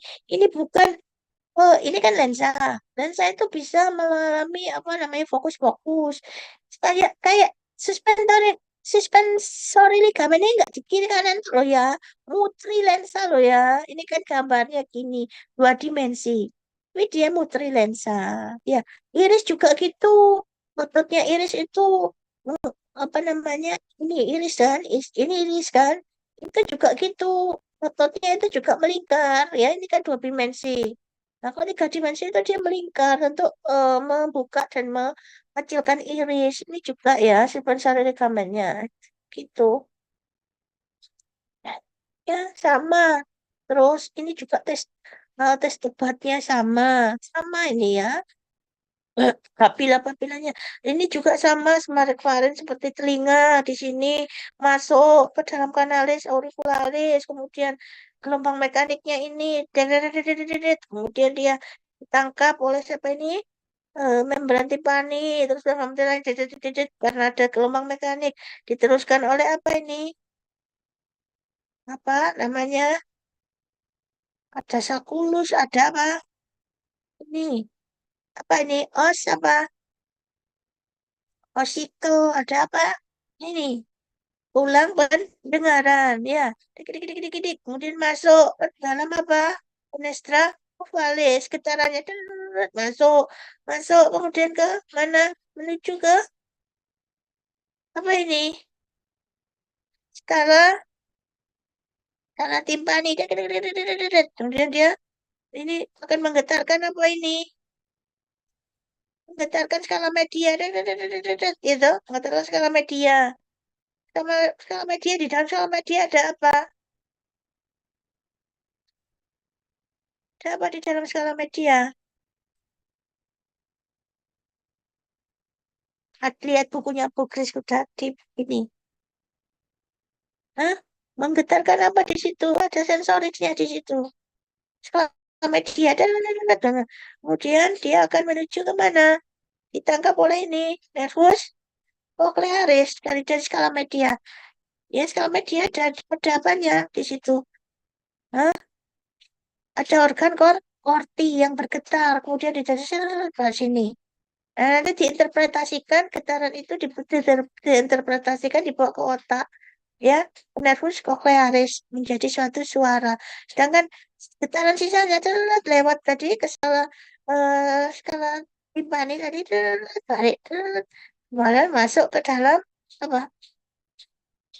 Ini fenestra apa di sini? Habis fenestra aplaus ke sini jadi pesta apa? Keluar ke mana ini? Apa ini namanya? Tuba auditiva. Terus ini dibawa apa stasi I dalam saluran mulut. Ya, makanya orang kalau pegunungan ya, kemudian dia akan dikeluarkan dengan cara menelan karena ini tadi ada tuba stasi I itu kan semester kemarin ya. Semester kemarin. Bukan sebelum UAS, Bugis nggak menerangkan lagi ya. Ini tadi vibrise. Ini dia yang suka sus gitu ya.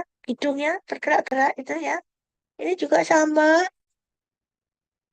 Ini itu nervus corpus ini dan sebagainya. Corpus Meissner ya. Mana yang untuk Merkel, mana yang untuk tekanan, mana yang untuk sentuhan ya. Mana panas, ini ada Rufini ya. Kita belajar kemarin. Bukan, sekarang meneruskan bukan suaranya habis. Integrasi sistem ini tentunya semua harus berintegrasi agar didapatkan suatu tingkah laku sosial yang apa namanya eh, ya diinterpretasikan dalam suatu apa namanya interpretasi sosialnya ya. Nah, sistem harus sama, sistem soalnya ada pusat, perifer ya, lalu ada yang somatis dan dari yang perifer ada yang somatis dan yang otonom. Ya, itu ya masih ada refleks gerak refleks itu beda kalau ini semua kan sistem saraf somatik ini kalau otonom ya ini dari apa namanya otonom itu apa Hmm, namanya otomatis apa tuh namanya eh karena ibu ini kok namanya kayak itu loh kayak usus jantung kecuali jantung ya itu selnya oh apa sih otot polos ya Allah ngomong otot polos aja susah ya kalau salah memang dari banyak kan dari otot polos kecuali jantung ya.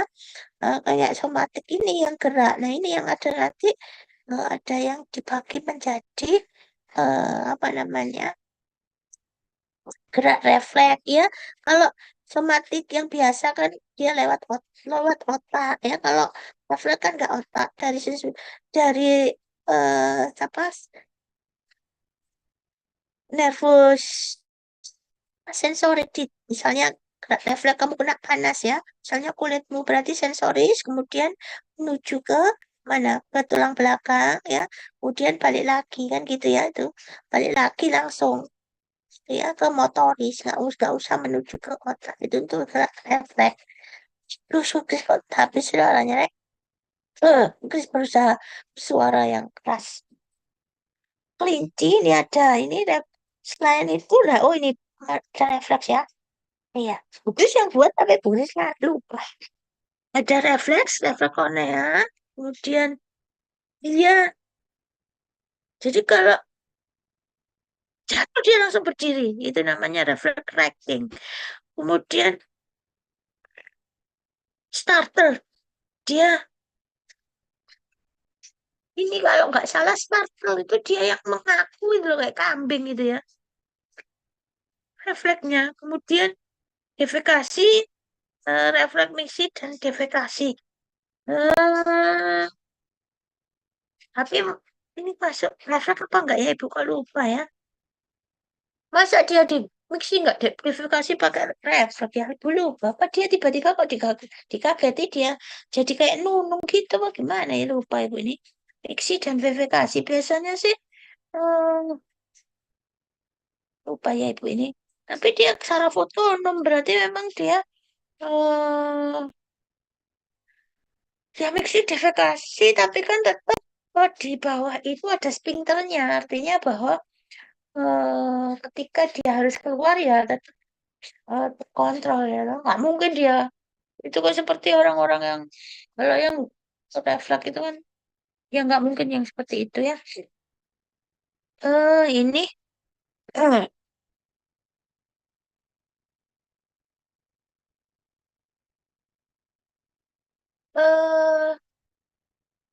ini seperti yang kita pernah pelajari di apa namanya itu sensoris ya.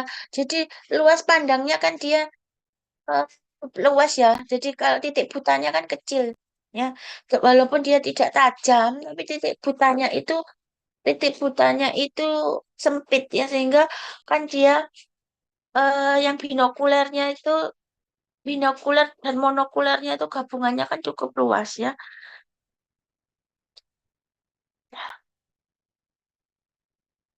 Dan telinganya itu juga apa tajam ya. Jadi dia tuh pandangannya luas dan pendengarannya tajam ya. Kemudian ini dia juga punya reaksi yang cepat ya. Eh, ini didukung oleh ini tadi dari apa namanya visualnya dan juga pendengarannya yang cukup sensitif ya.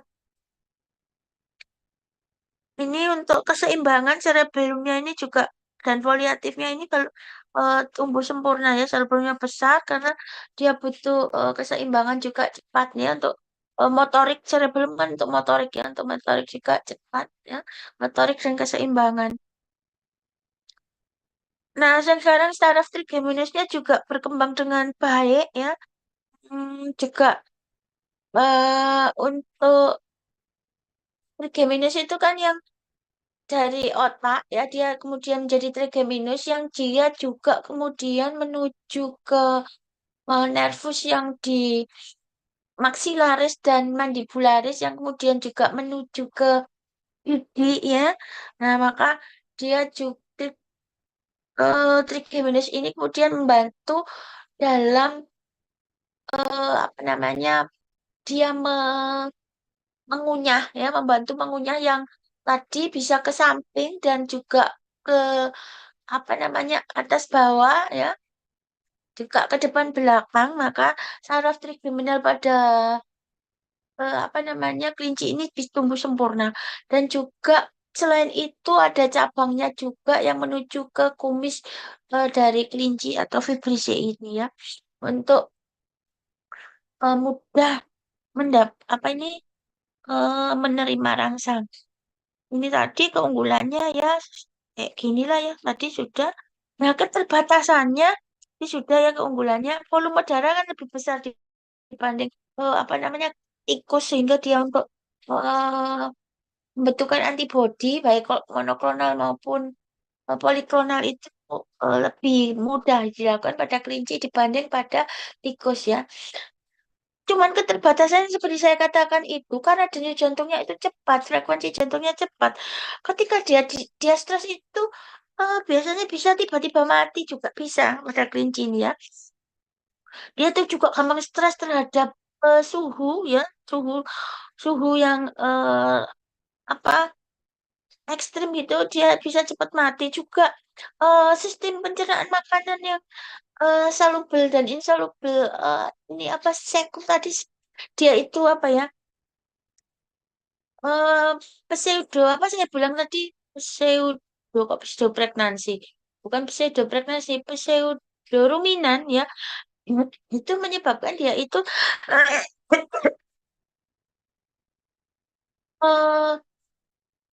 apa namanya sangat sensitif terhadap makan ya itu sehingga juga dapat menyebabkan kematian yang bisa mendadak juga pada kelinci. Jadi kalau misalnya dia tidak ada keseimbangan pakan misalnya antara protein lemak dan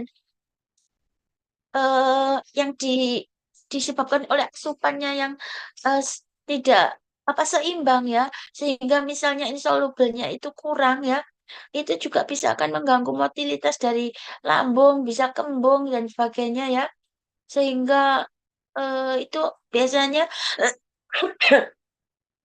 akan menyebabkan kematian mendadak dari kelinci.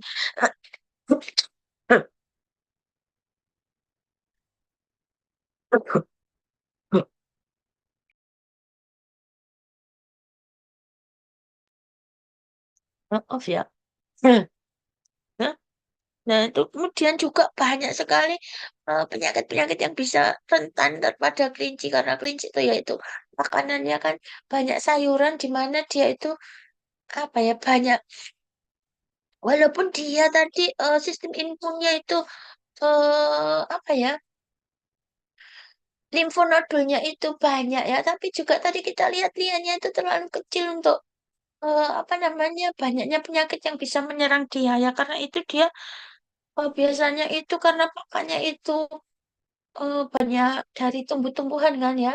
Nah, selain dia nanti kalau dia salah makan ya itu kalau misalnya protein atau lemaknya terlalu tinggi dia bisa diare karena apa? Insoluble-nya itu soluble-nya terlalu tinggi nanti dia malah jadi lebih gampang diare ya. Nah, itu juga menyebabkan kematian kelinci yang cepat biasanya. Ini kira-kira untuk suhu tubuh ini hampir sama dengan manusia ya. Kalau jantungnya ini agak cepat ya.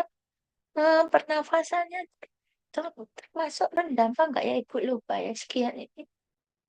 Ya, lupa Ibu. Ini termasuk rendah apa enggak ya lupa. Ibu lupa. Untuk handlingnya, nah sama aja sih ya. Kalau handling ya harus gentleman gitu. Nah, tapi karena dia itu mudah, karena telinganya itu sangat, nah itu dia sangat mudah eh terhadap suara ya. Karena itu dia juga dia karena ini tadi monokular sama binokularnya yang luas ya, maka dia itu akan lebih apa juga kaget ya, kaget maka dari itu kan kelinci itu kan sebenarnya kalau pada rantai makanan kan dia merupakan eh apa ya untuk ini loh makan makan dari burung elang kan, nah, itu makanya dia binokularnya yang luas ya. Ya, maka kalau ada gerakan mendadak dia bisa kaget ya dia. Nah, sebaiknya ini leher bagian belakang dan disangga yang di bagian ini. Kalau leher belakang saja, dia bisa jatuh. Misalnya kamu nggak kuat jatuh, dia banyak patah ya. Nah ini tidak boleh dengan telinga dan kaki belakang. Pertama, telinga kelinci itu adalah sangat peka terhadap suara dan dia bisa bergerak ya. Nah, apa dipergerakkan? Otot, saya nggak, saya dulu punya buku telinga ya, atau telinga sekarang tahu di mana? Ya. Nah, otot telinga itu dia sangat eh, kalau kamu pegang di telinganya bisa patah ya telinganya itu bisa apa namanya ototnya bisa cedera gitu ya. Nah kalau udah cedera kan kelinci nggak bisa naik-naik nanti telinganya itu nggak bisa untuk apa refleks untuk mendengarkan nggak bisa berdiri lagi itu pertama. Atau pada kaki belakang, nah, karena kaki belakang itu merupakan eh, tumpuan kelinci. Kalau dia terjadi cedera ya itu bisa sangat membahayakan ya. Jadi maksudnya untuk kelincinya, apalagi kelinci itu mudah stres. Tapi kalau misalnya butuh dia biar nggak bergerak sama sekali ya bisa dibungkus dengan handuk atau burito ya. Atau bisa dilakukan sedasi ya. Sedasi itu maksudnya dilakukan apa namanya? eh apa sih itu namanya? Di anestesi lah, anestesi yang ringan-ringan aja. Tapi kalau ketamin silasin ya seperti itu. Kalau ketamin aja itu ya mungkin agak dalam, jadi mungkin dikombinasi dengan silasin. Ini adalah cara untuk handling kelinci yang benar ya. Seperti ini kelinci, handling kelinci.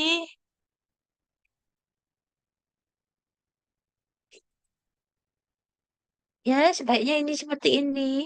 Ya chest dengan ini depan terus gini. Oh, anaknya juga nggak ngapain-ngapain kok lucu. Ini yang buket tadi ya. Apa namanya? Kok buket? burrito teknik ini, burrito teknik dengan handuk, atau kayak gini. Ini yang nggak boleh. Ini takut jatuh. Ini jatuh sama kaki belakang juga nggak boleh ya, karena tadi nanti cedera kelincinya. Pengambilan darah bisa dari vena, tadi pengambilan darah, pengambilan sampel biologis untuk darah ya itu bisa dari vena. Biasanya vena auricularis marginalis atau centralis, atau bisa dari vena jugularis juga, atau dari kaki vena savena, ya. Arteri, kalau arteri wah ini bahaya banget ya untuk volume besar. Saya pikir dari vena terus cukup ya. Vena sampai vena jugularis kalau cukup ngapain pakai di karotis ya. Pengambilan urin ya bisa ini dengan pada saat kelincinya apa apa namanya urinasi, atau bisa dari kandung kencingnya langsung ya. Tapi kalau kamu nggak pinter ya nanti salah tempatnya karena kandung kemihnya juga nggak terlalu besar ya. Atau pakai kateter ya. Kemudian pada feses bisa dari rektum ya langsung. Tapi biasa ada hindari untuk terjadinya kontaminasi. Nah, injeksinya bisa sama sebutan intramuskular, bisa peritoneal ataupun intravena. Bu Kris beberapa kali muji intraperitoneal itu apa? Harus tahu loh ya. Masa intraperitoneal jawabnya di kaki belakang. Wah, banyak sekali anak-anak. Maksudnya pas kebetulan beberapa kali uji skripsi kok seperti itu ya. Intra itu artinya apa? Dalam. Peritoneum ya di dalam peritoneum itu, atau inter ya. Intra itu berarti di antara peritoneum, atau bisa juga sebenarnya dalam dalam peritoneum biasanya juga. Ya mungkin arahnya mungkin di abdomen, abdomen agak ke belakang gitu ya. Jangan di mungkin abdomen bawah kiri gitu ya. Lah itu kok di kaki ini piye toh gitu ya. Nah, kalau intramuskular ya bisa. Tapi kalau kelas B ini kan anak pinter, saya kira sudah dapat ini bisa di sini. Ini yang yang vena sentralisnya ya. Ini auricula centralis, ini yang marginalis. Biasanya dari marginal aja sudah bisa kok. Ini kan sentral, ambil dari sentral, dari marginal. Ini dari marginal. Ya, atau dari sini penyuntikan ya. Bisa. Ini pengambilan darah, penyuntikan juga bisa, ini penyuntikan zat juga bisa yang intravena. Etanasi, kalau mau melakukan etanasi pada kelinci, ya, ya pasti dengan cara yang baik. Ya, gitu aja. Kalau jangan kayak dislokasi servikal, lu sering loh dislokasi servikal gitu. Kalau ikut, apa namanya, etis itu, aduh, kudus kepanas ya, padahal masih banyak yang mau. Jam berapa ini? Kudus mau anak-anak. Jadi tunggu sama anak-anak sih. Sebentar, putar. WA anak-anak sih, masih kuliah.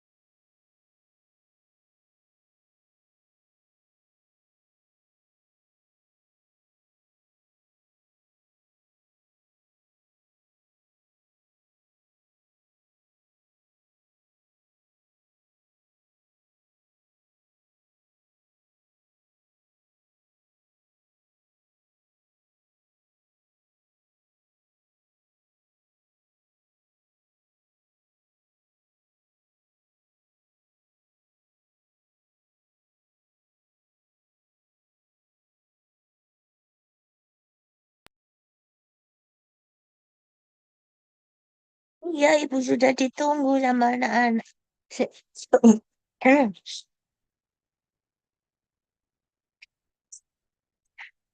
Ya, Cah, banyak yang kalau apa namanya pada waktu ujian, apa itu etika itu, oh ini harus pakai dislokasi. Aduh, kalau nggak itu hanya untuk yang terlatih nanti hewannya. Kalau kamu dislokasi serviknya ayam kayak apa kayak tikus misal, nanti aduh sana gitu loh.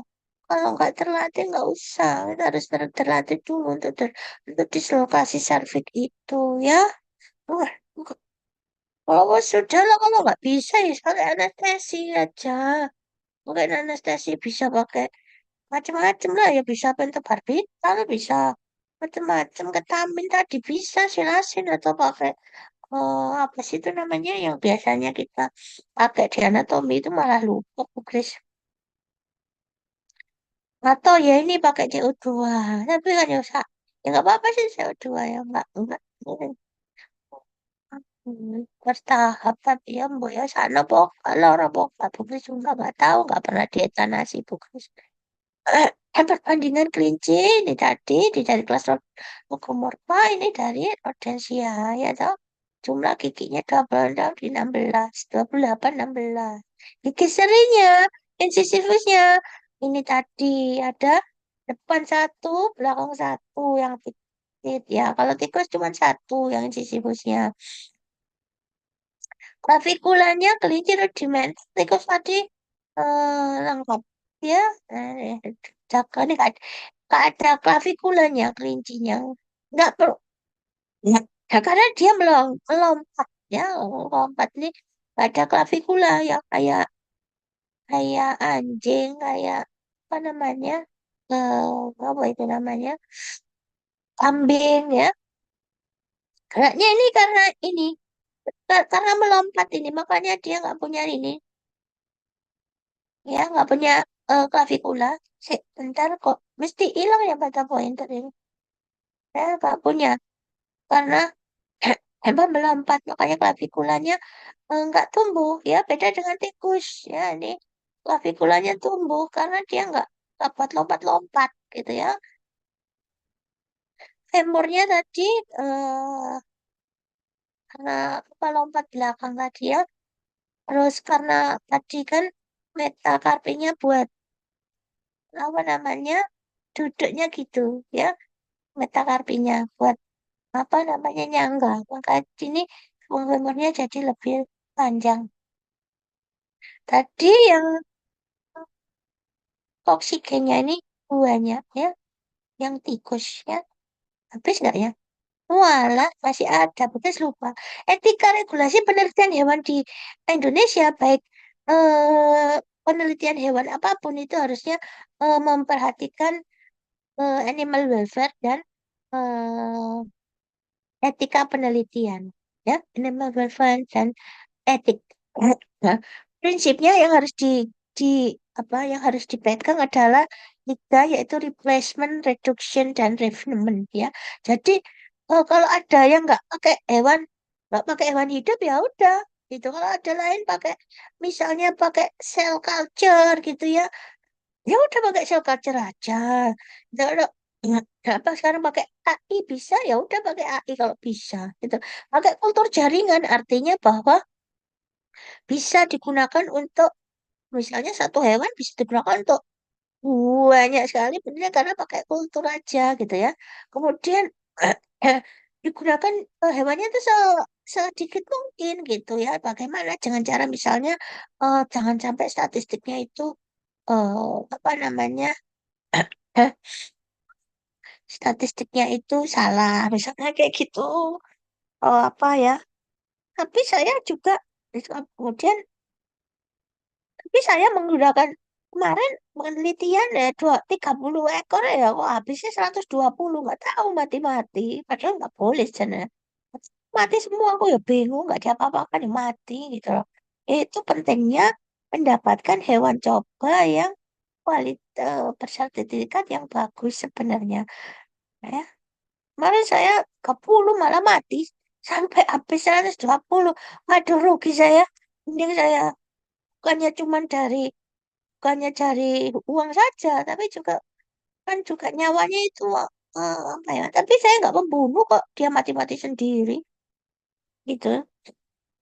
Kemudian, ini paling nggak ini refinement artinya bahwa jangan sampai menimbulkan apa namanya?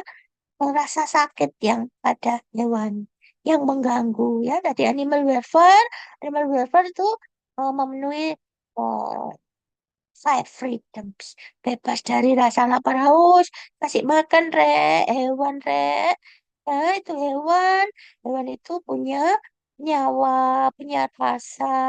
Kalau dia kelaparan, kehausan, kita buat percobaan untuk dia lapar sama Tuhan, sama Gusti Allah.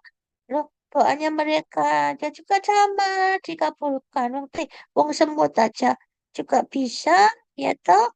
Apa semut ada surat apa semut? Iya, Al-Quran itu loh banyak sapi betina, terus lebah, semut, gajah, semua ada. Iya, makanya dokter dan hewan itu ya ada hubungannya sama Al-Quran. Yo, ada macam-macam yo. Ada alfil, ada apa lagi? Iya, nah, ada Al-Baqarah, ya ada semua. Apa saja ya, pokoknya jangan lupa. Semuanya ada ya. Bebas kalau mereka nanti berdoa sama Tuhan ya tuh kita nanti kalau kamu sudah jadi dokter hewan tuh bersumpah di hadapan Tuhan mau kesejahteraan hewan ya itu juga makhluk Allah bebas dari rasa lapar dan haus. Terus habis itu kamu pelihara, kamu taruh di kandang sing aduh. Ini baik yang pet animal maupun hewan yang coba. Sakno lah gitu ya. Itu ayam disuruh bertelur terus, tapi tempatnya nggak nyaman. Sana bebas dari rasa sakit, luka dan penyakit. Jangan boleh bertengkar. Jenenge kewan ini bertengkar nanti luka-luka ya. Terus caranya penanganan. Terus ya itu tadi kandangnya jangan terlalu sempit, dia nggak bisa mengekspresikan perilakunya. Bebas dari sana. Kita tangkap dengan gerusa gerusu itu apa ya? Ditangkap dengan tergesa-gesa, suak, takut hewannya ya. Kayak seperti waktu ini loh yang kurang itu saya dari dulu tuh saya kurang kurang serap itu adalah proses idul korban. Sudah ada tata caranya. Ketika dia mau dibunuh, boleh tahu kelihatan hewan lain. Ini enggak lah hewannya, enggak boleh itu. Memang susah itu. Boleh tahu bolak-balik susah gitu ya. Enggak boleh bebas dari stres ketakutan ya. Tuh, pokoknya semua ini animal welfare ya. Komisi etik ini nanti bisa ini penggunaan hewan ini butuh enggak gitu ya. Perlu enggak ini hewannya pakai perubahan hewan apa enggak gitu. Kalau hewannya itu apa namanya tadi jumlahnya itu gimana ya? Terus jangan banyak-banyak. Kalau nggak sesuai, bukti sih buktinya mati. Tapi aku nggak matikan dia, kok dia mati sendiri. Tahu kenapa mati? Belum juga dia apa-apa kan juga mati. Gak diberi apa-apa mati, apa? Gitu. Stres paling. Terus metode anestesi, eutanasi ya. Itu juga fasilitas, itu juga etis ini dilakukan perencanaannya gimana ya sebelumnya. Oh, kemudian pelaksanaannya bagaimana? Ya, kemudian pasca penelitiannya itu untuk etisnya ya bisa. Jadi sebelumnya sudah direncanakan dulu ya,